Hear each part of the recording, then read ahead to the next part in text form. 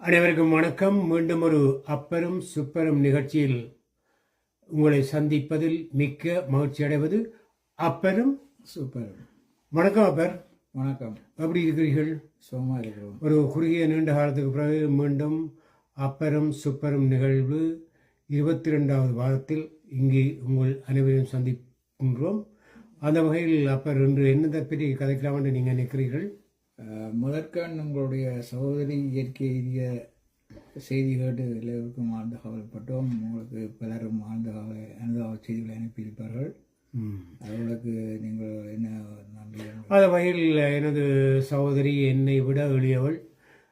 எதிர்பாராமல் சுகவீனம் காரணமாக இந்த இயற்கையில் இருந்து அவள் தவறிவிட்டாள். அதற்காக பலர் எனக்கு அனுதாப செய்திகளை அனுப்பியிருந்தார்கள். அதே நேரத்தில் எனது சகோதரியின் வீட்டுக்கு சென்று நேரடியாக அஞ்சலி செலுத்தியவர்களுக்கும் அனுதாப செய்திகளை அனுப்பியவர்களுக்கும் எனது இதயத்திலிருந்து இதயம் நிறைந்த நன்றிகளை முதற்கண் அனைவருக்கும் தெரிவித்து கொண்டு இன்று மீண்டும் நாங்கள் கவலைகள் அவ்வப்போது மனிதர்களுக்கு வரும். ஆனால் நாங்கள் அந்த கவலைகளிலேயே தோய்ந்து தொடர்ந்து இருந்தால் அதில் வாழ்க்கையில் அர்த்தம் இல்லை. அப்படித்தானே? எனவே நாங்கள் எங்களை சுதாகரித்து கொண்டு மீண்டும் நாங்கள் ஓடிய வண்டிலை மீண்டும் சவாரி செய்ய வேண்டிய சூழ்நிலையில் அப்பரும் சுப்பரும் நிகழ்ச்சியில் இங்கு சந்திக்கிறோம். இன்று என்ன விடயம் பற்றி அப்பர் கதைக்கலாம் என்று நீங்கள் நினைக்கிறீர்கள்? இங்கு இப்பொழுது குளிர்காலமான ஆனோடியாலே ஒரு தரம் வெளியில் சென்று இந்த முதியோர்கள் ஒரு தரம் வெளியில் போய் வர்றது வந்து சரியான குறைவு. அதனபடியால் அவர்களுக்கு சில பேருக்கு டயபெட்டிக் பிரச்சனைகள், சில பேருக்கு கிட்னி ப்ராப்ளங்கள் இதெல்லாம் நடந்து இருக்கிறது. அதற்கு உங்களுடைய வீட்டு சமையலறையில் இருக்கும் சாமான்களை பாவித்து என்ன விதமான ட்ரீட்மெண்ட்டுகளை நீங்கள் இயற்கையாக எடுக்கலாம் என்றதை பற்றி தான் கதைக்கலாம். சரி, நல்ல விஷயம். எங்களுடைய அன்பு நேயர்கள் நிறைய இருக்கிறார்கள். வயதிபர்களாக 65 வயது தாண்டியவர்கள், இங்கே கனடாவில் பென்ஷன் எடுத்துக்கொண்டிருப்பவர்கள் நிறைய இருக்கிறார்கள். எங்களுடைய நிகழ்ச்சிகளை நிறைய விரும்பி பார்ப்பவர்கள். நீங்கள் அன்றும் சொன்னீர்கள் அப்பர், எங்கே ஒரு ஷாப்பிங் மாலுக்கு போகும் பொழுது உங்களை அடிக்கடி இந்த இதில் வீடியோவில் வர்றேன்னு ஒரு நண்பர் சொன்னார்னு சொன்னீர்கள். அப்போ உங்கள் நிகழ்வுகளெல்லாம் பலர் பார்த்து கொண்டிருக்கிறார்கள் என்று நாங்கள் கேள்விப்பட்ட போது மிக்க மகிழ்ச்சியாக இருக்கிறது. எனவே அந்த அன்பு உள்ளங்களுக்காக நாங்கள் முக்கியமாக இந்த வயதிப்பவர்கள் வீடுகளில் முடங்கி கிடப்பவர்களுக்காக சில விஷயங்களை கதைக்க இருக்கிறோம். அதில் அப்பர் சொன்னது போல இந்த நீரிழிவு நோய், டயபெட்டிக்ஸ், அப்படிப்பட்ட நோய்களால் முடங்கி கிடப்பவர்கள், அதே நேரத்தில் வீடுகளில் பிள்ளைகள் வேலைக்கு அல்லது பேர பிள்ளைகள் வேலைக்கு போகும்போது முதியவர்கள் வீடுகள் தங்கி இருக்கும்போது அவர்கள் அந்த வீட்டிலிருந்து சமையல் அப்படிப்பட்ட பல பிரச்சனைகளில் சம்பந்தப்பட்டு கொண்டிருப்பார்கள். அப்போ இவர்கள் எப்படிப்பட்ட சூழ்நிலையில் தங்கள் வாழ்க்கையை மகிழ்ச்சியாக இறுதிக்காலம் முடியும் வரை கழிக்க வேண்டும் என்ற சில குறிப்புகளை உங்களுக்கு தர இருக்கிறோம். அதில் முக்கியமாக முதலாவதாக இந்த டயபெட்டிக், அதாவது நீரிழிவு நோய். இந்த நீரிழிவு நோய் வந்த ஆண்களோ பெண்களோ அல்லது அப்பாவோ அம்மாவோ அல்லது கிராண்ட்மாவோ அல்லது கிராண்ட்பாவோ யாராக இருந்தாலும் அவர்களுக்குரிய சில தகவல்களை நாங்கள் சொல்ல இருக்கின்றோம். அதில் முதலாவதாக என்ன தகவலை சொல்ல இருக்கிறீர்கள்?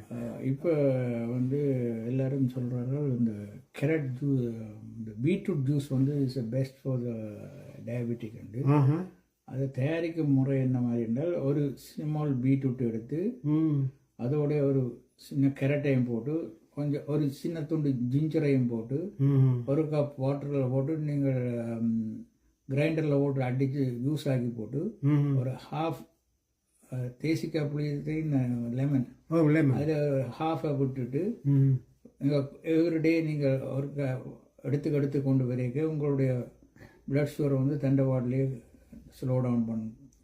அதை விட என்ன ஒன்று இருக்குது,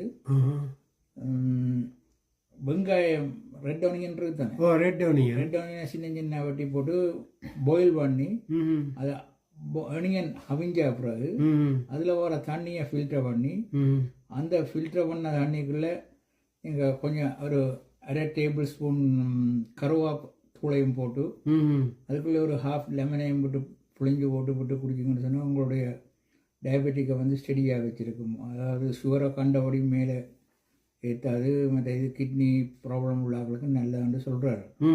இதை நான் ட்ரை பண்ணி பார்த்தேன், எனக்கு அது வேலை செய்யுது. அப்படியா?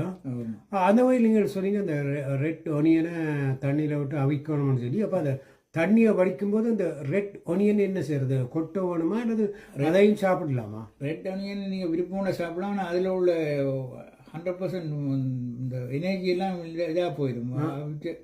இதே நீங்கள் 100% பாயில் பண்ணிட்டீங்கன்னு சொன்னால் அது வந்து ஒரு டெட் மாதிரி தான். அப்படியா? அதை நீங்கள் சாப்பிட முடியல, அதை எறிஞ்சு விட்டு இந்த ஜூஸை தான் எடுக்கும். அப்படி அந்த வகையில் அப்பர் சொன்ன விடயங்களை நீங்கள் கவனித்துக் கொள்ளுங்கள். நீங்கள் பல பேர் இன்சுலின் எடுப்பதாக இருக்கலாம் அல்லது பல குளிசைகளை கூட எடுப்பதாக இருக்கலாம். இருந்தாலும் அந்த நேச்சுரலாக இயற்கையாக ஆர்கானிக் விஷயங்களை செய்யும் போது அது பயன் தரக்கூடியதாக இருக்கும். அந்த வகையில் அப்பர் சொன்ன கருத்துக்கள் வரவேற்கக்கூடியது. அதை நீங்களும் ஒருக்கா செய்து பாருங்கள். அப்பர் தனக்கு இதை டெஸ்ட் பண்ணி பார்த்து தான் உங்கள் நலம் கருதி தன் கருத்தை இங்கு முன்வைத்திருக்கிறார். இந்த வகையில் இப்போது அடுத்தபடியாக அண்மையில் நடந்த வெள்ள இனத்தால் நாட்டில் பல மக்கள் பாதிக்கப்பட்டிருக்கிறார்கள். அதுக்கு கவர்மெண்ட் வந்து வெள்ளம் வந்தவர்களுக்கு ஒரு $25,000 நிவாரணம் வழங்குவதாகவும் அறிவித்திருக்கிறார்கள். அதில் கனவேருக்கு இப்போ பெரிய பிரச்சனையாக இருக்குது என்றால் அவருடைய கிராம சேவர்கள் வந்து அதை சரியான முறையில் பங்களிப்பு யாருக்கு கொடுக்கணும் யாருக்கு கொடுக்கக்கூடாதுன்னு சொல்லி இன்னும் டிசைட் பண்ணல. அவர்கள் கண்டபடி எல்லாருக்கும் தங்களுடைய ரிலேட்டிவ்ஸு கொடுக்குறதாக பல குற்றச்சாட்டுகள் வெளியில் வந்திருக்கு. ஆமாம் ஆமாம். அதான் அப்போ இப்போ என்ன பிரச்சனைன்னு சொன்னால், இப்போ அரசாங்கம் வந்து தங்களுக்கு கிடைத்த உதவிகள் அனைத்தையும் பகிர்ந்தளித்து பாதிக்கப்பட்ட மக்களுக்கு உதவி செய்யணும் என்ற ஒரு நல்ல நோக்கத்தினால் அவர் செயல்படுகிறார்கள் போல் தெரிகிறது. அப்படி இருந்தும் இந்த கிராம சேவர் மட்டத்தில் அந்த உதவிகள் போய் சேர்ந்திருக்கு. எனவே கிராம சேவர்கள் தங்கள் கிராமத்தில் நடந்த அனர்த்தங்களையும் குடும்பத்தில் யாருக்கு என்னென்ன அவலங்கள் ஏற்பட்டது என்பதையும் அவர்கள் நேரில் சென்று கண்டறிந்து அதற்குரிய பெயர் விலாசம் அனைத்தையும் தங்கள் அலுவலகத்தில் அதை ஒரு பட்டியலாக இட்டால் அனைவருக்கும் அது புரியக்கூடிய ஒன்று. இதை புரியாமல் இந்த கிராம சேவகர்கள் தங்களுக்கு தெரிந்தவர்கள் புரிந்தவர்கள் அறிந்தவர்கள் என்று சொல்லி சில உதவிகளை செய்து போட்டு உண்மையில் பாதிக்கப்பட்டவர்களுக்கு உதவி செய்யாமல் தங்கள் செல்வாக்குகளை பாவித்துக் கொண்டிருக்கும் நிலைமைகள் வடக்கு மாகாணத்தில் நடப்பதாக இப்ப அர்ச்சனா கூட சொல்லியிருக்கிறார். பலரும் சொல்லியிருக்கிறார்கள். மற்ற சிங்கள மாவட்டங்களில் இப்படிப்பட்ட குறைகள் பெருசாக சில குறைகள் அங்கு இருந்தாலும் இப்படிப்பட்ட குறைகள் பெருசாக எங்களுக்கு வரவில்லை. எனவே இந்த தமிழ் மக்கள் ஏன் இப்படி ஒரு தங்கட இனத்துக்கு இப்படிப்பட்ட ஒரு கேடுகட்ட செயல்களை இந்த கிராம இருப்பவர்கள் செய்கிறார்கள் என்ற ஒரு கேள்விக்குறி. நான் கேள்விப்பட்டேன், சில வெளிநாட்டில் இருக்கிறவர்களோடு தங்களுடைய வீட்டுக்குள் வெள்ளம் வந்தது இங்கே இருந்தோண்டு அங்கே கிளைம் பண்றார்கள். வெளிநாட்டில் இருந்தோண்டு அங்கே $25,000 எடுக்கிறதுக்கு வீட்டுக்கு வெள்ளம் வந்து விட்டது, இது எனக்கு பே பண்ணுங்க சொல்லி கேட்கிறார்கள் சொல்லி ஒரு சிலர் வீடியோ போட்டிருந்தார். அப்போ இதுதான் உண்மையில தமிழாக்களோட பிரச்சனை. தமிழ் மக்களே, நீங்கள் எப்படி இந்த நாட்டில் வாழ்ந்தீர்கள், எவ்வளவு அதிகாரம் ஆதிக்கம், எப்படி ஒரு சுதந்திரத்தோட ஒரு 35 வருஷம் தமிழ் தேசிய அமைப்பென்ற ஒரு இருந்த காலத்தில் வாழ்ந்தீர்கள். இன்றைக்கு தலைமை இல்லாததால் நீங்கள் எல்லாம் இப்படி ஒரு கேடுகட்ட விஷயங்களை செய்து கொண்டிருக்கும் போது இந்த பாதிக்கப்பட்ட மக்களுக்கு உரிய உரிமைகள் செல்ல தடையாக இருக்கும் உங்களுக்கு நான் கேட்கும் ஒரே ஒரு கேள்வி, தயவு செய்து உங்கள் மனதை மாற்றிக்கொண்டு வாழ்க்கையில் ஒருமுறை வாழப்போகிறோம், இதில் நியாயத்தோடு வாழ வேண்டும் என்பதுதான் எங்களுடைய வெளிநாட்டில் இருப்படைய கேள்விக்குறியாக இருக்கிறது. எனவே இந்த கிராம சேவகர்கள் பிழைவிடுகிறார்களா அல்லது மக்கள் பிழைவிடுகிறார்களா என்பது எவருக்கும் சரியாக தெரியாது. இதை பற்றி அப்பர் சில வார்த்தைகளை சொல்ல வேண்டும். அதற்குத்தான் ஜனாதிபதி இப்பொழுது அறிவித்திருக்கிறார், இன்னும் ஒரு சில வாரங்களுக்குள் இதெல்லாம் கொடுத்து முடிக்கப்பட வேண்டும். அவர்கள் கொடுத்து முடிக்கப்படாமல் அந்த ஃபண்டை வந்து ஹோல்ட் பண்ணி கொண்டிருந்தால் அதை கவர்மெண்ட் டேக் இட் பேக், திருப்பி எடுப்பதற்கு அவர்கள் ஆயத்தங்கள் செய்து கொண்டிருக்கிறார். அப்ப இதுல கன பிரச்சனை எங்க தமிழாக்கள் என்னன்ற தலை அடிபட்ட பாம்பு போல் துடித்து கொண்டிருக்கிறார்கள். அவர்களுக்கு சரியான தலைமை அவர்களுக்கு இல்லை. அப்போ தலையில் அந்த பாம்பை அடிப்போம். அப்போ அந்த பாம்பு தலை அடிபட்டோன்னு வாலும் உடம்பும் துடிச்சு கொண்டிருக்கிறது போல் தான் எங்களுடைய தமிழருடைய நிலைமை இப்போ இருக்குது. அவரவர் தங்களோட போக்குக்கு தங்களுடைய அரசியல் லாபங்களுக்காக ஏதோலாம் கதைச்சு கொண்டிருக்கிறார்கள். இப்படிப்பட்ட அரசியல் தலைமைகளை நீங்கள் என்னென்று சொல்ல இருக்கிறீர்கள் அப்பர்? இப்படிப்பட்ட அரசியல் தலைமைகள் எங்களுடைய பகுதியெல்லாம் கூடுதலாக இருக்கிறது. எங்கே, நல்லூரா? இல்லை, வடமாகாணத்தில். வடமாகாணத்திலோ? வடமாகாணத்திலாம் கூடுதலாக இருக்கிறது. ஆனால் மலைய மக்கள் அந்த மாதிரி அங்கான் உண்மையிலேயே ரியல் டேமேஜ். உண்மை உண்மை. கண்டி அப்படி கர்நாடகங்கள் அவர்கள் கொடுத்து கொண்டிருக்கிறார்கள். அதை பார்த்து இவர்கள் சொல்றார்கள், அவன் சிங்களவனுடையாலே அவர்களுக்கு கொடுக்குறார்கள், இவர் தமிழனுடைய இவர்களுக்கு கொடுக்கவில்லை. இல்லை, இப்போ என்னடா ஒரு கேள்வி அப்பர், இப்போ மனோகணேசன் சொல்லியிருக்கிறார் என்றால் மலையாளத்தில் பாதிக்கப்பட்ட மக்கள் உங்களுக்கு காணி அதெல்லாம் விளக்கப்பட்ட நீங்கள் வடக்கு கிழக்குக்கு வரும்போ அங்கே வெளிநாட்டில் இருப்பவர்கள் அங்கே காணியை விட்டுட்டு தான் வெளியில் போய் இருக்கிறார்கள். அவர்களோடு தான் கதைச்சிருப்பதாகவும் அவர்கள் காணி தருவதாக சொல்லி இருப்பதாகவும் சொல்லுகிறார்.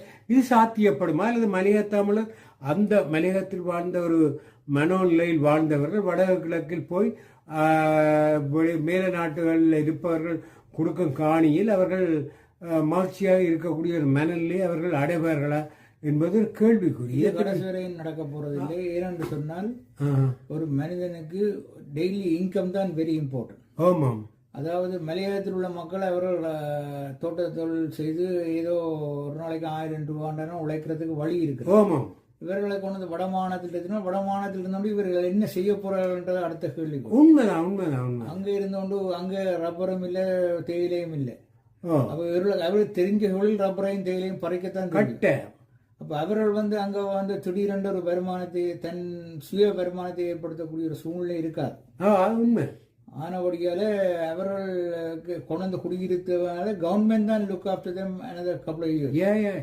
இப்ப என்னண்டா, அவர்கள் தேயிலை தோட்டத்துக்கும் ரப்பர் மரத்துக்கும் உரிய அந்த அவர்களுடைய தொழிலுக்கு தான் பழக்கப்பட்டவர்கள். அப்படி அப்படி பழக்கப்பட்டவர்கள் நீங்க வடக்கு கிழக்குல குடியமர்த்தி போட்டு என்ன செய்ய போய். அப்ப இந்த மனோகணேசன் சொன்ன மனோகணேசன் உண்மையில நல்ல நோக்கத்துக்காக சொல்லி இருக்கலாம், நாங்கள் அவரை சாட வரையில. ஆனால் அவர் அறியாமலே அதை சொல்லியிருக்கிறார். அந்த மக்கள் தேயிலை தோட்டத்துக்கும் ரப்பர் தோட்டத்துக்கும் பழக்கப்பட்டவர்களை கொண்டு நீங்கள் ரப்பரையும் தேயிலையும் அங்கே கொண்டு நட முடியுமா? முடியாது. அது இயற்கையின் செயல்பாட்டாக மலைநாட்டில் ரெண்டும் பழகும். இதை விட்டு நீங்கள் அங்கே விட புயலை கண்டுக்கு கொண்டு ஒடிக்கத்தான் அவர்களை பழக்கப்படுத்தணும். அது சீசனல் ஜாப். அதுக்கு எவ்வளவு காலம் செய்ய சாத்தியம். அப்போ மனோகணேசன் கொஞ்சம் அரசியல்வாதி, அரசியலுக்காக அதை கழிச்சுனாலும் கொஞ்சம் சிந்திச்சு கதைங்கள் ஐயா. உங்களோட மக்கள்ல நீங்கள் அன்பு வச்சிருக்கிறீர்கள், அபிமானம் வச்சிருக்கிறீர்கள், அதுக்காக உங்களை மதிக்கிறோம். நீங்கள் சொன்ன கருத்துக்கு எங்களை போன்ற மக்கள் உடன்பாடு இல்லை. இந்த வகையில் நாங்கள் வேறு என்ன விஷயங்கள் இந்த இம்முறை நாங்கள் ஒரு புதிய தமிழ் மூலம் ஆங்கிலம் என்ற ஒரு அறிவுரையை தமிழ் மக்களுக்கு போட்ட இருக்கிறோம். தமிழ் மக்களில் ஸ்பெஷாலிட்டி இந்த சீனியர்ஸுக்கு சொல்ல இருக்கிறோம். என்று சொன்னால் இந்த சீனியர்ஸா இருக்கிறவர்களுக்கு எந்த சொல்லை எங்கே எப்படி பாவிக்கணும்னு தெரியாது. ஆமாம். அது ஒரு சொல்லில் பல கருத்துப்படும். அவை எந்த ஒரு சொல்லையும் நீங்க ரெண்டாக பிரித்தா தான் அதனுடைய கருத்து வெளிப்படும். அந்த வகையில் அப்பர் சொன்னது போல இப்ப எங்கட சீனியர்ஸ் உதாரணமாக வீட்டில் முடங்கி கிடக்கும் எங்களுடைய கிராண்ட் பேரண்ட்ஸ் கணவர் இருக்கிறார்கள், வயது முதிர்ந்தவர்கள். அவர்கள் இப்போது நான் கேள்விப்பட்ட அளவில் பலர் ஆங்கில கிளாஸுக்கு போகிறார்களாம். அப்படி பல முயற்சிகளில் தங்கள் கடைசி காலத்தில் முயற்சிக்கிறார்கள். வாழ்த்துக்கள், வரவேற்கிறோம். இருந்தாலும் இந்த நாட்டில் முதல் பாசை ஆங்கிலம், எங்கள் பாசையும் ஒரு தமிழாக இங்கே அங்கீகரிக்கப்பட்டிருக்கிறது. இதை விட பிரெஞ்சு, அப்படி பல பாஷைகள் இருந்தாலும் இந்த ஆங்கிலமும் தமிழும் எங்களை பொறுத்தவரை முக்கியமான உண்டு.